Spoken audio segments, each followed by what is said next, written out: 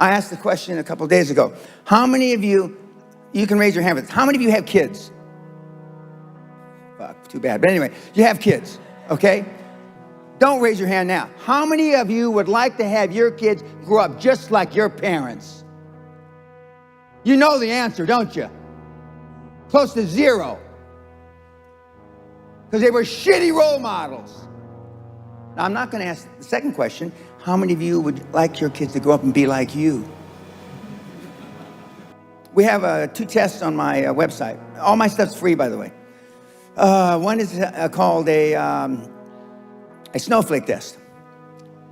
96.4% of the people that take the snowflake test fail.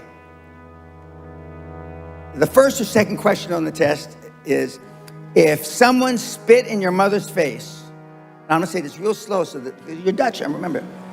If someone spit in your mama's face, Baldy, you in the front row right here, okay? What are the choices? There's 4 or 5 choices. The choice that's most clicked is I would try to figure out where he was coming from and if he had a bad day. Now, what the fuck does that have to do with spitting in your mama's face?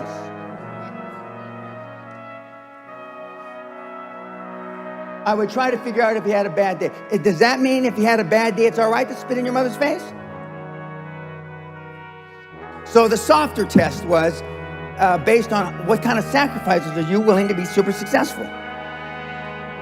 60 hours a week. Nobody is willing to work 60 hours a week to be successful. Nobody's willing to miss an anniversary, wedding anniversary to be successful. Nobody is willing to miss a holiday. If you booked a holiday and something important happened in business, would you tell your family to go on the holiday without you? And you're not going to go. Nobody said yes. And it's got 27 questions or 26 questions, and they flunked that test worse than the other test. But the world has changed. I mean, the kids, and when I started giving all my product away for free about 10 years ago, and the reason I went from the highest priced product on the planet to 0, because I got so fucking tired of you crying, moaning, and whinging. Oh, it's too expensive, I can't afford it. So now I give it to you for free. I get 3 times more emails now. Man, there's so much shit here, I don't know where to start, what do I do? So then a year ago, we developed a new product, QLA for Dummies. It was called QLA for Retards, but we got in trouble with the Retardation Association. They're gonna sue me for using that word. So we pulled that out and we said just dummies. Dummy seems to be a politically correct, acceptable word, but not retard, okay? And, but the results are even worse. Because what you're saying is, okay, fine. I wasn't raised to go hit somebody if they spit in my mother's face, but I'm not willing to miss a holiday and stay in the office and work and let my family go without me.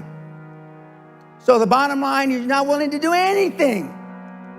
I used to give seminars at the airport, 1,000 people, for free in the 90s. Absolutely 100% free. And I fed them lunch. And we had cocktails afterwards. And we'd get these nasty notes. I didn't like the lunch.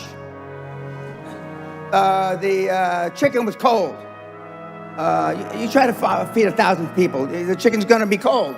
I didn't like the bartender didn't pour enough whiskey in my drink. This is free. And then the coup de grace, and when I stopped doing that, they wanted me to pay for parking when they came to the free seminar. So I stopped doing that. Most of you have been taught taking action is listening to a podcast. Taking action is reading a book.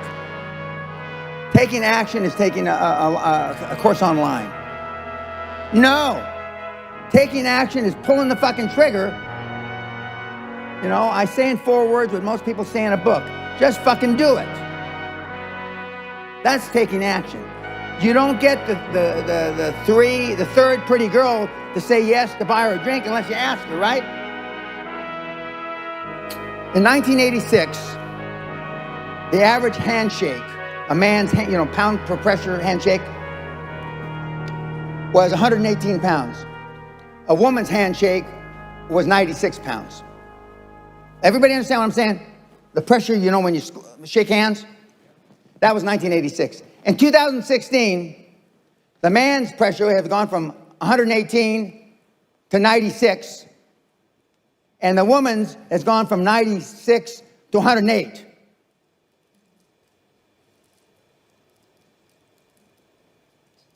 Women are acting like they had a pair, and men don't have a pair.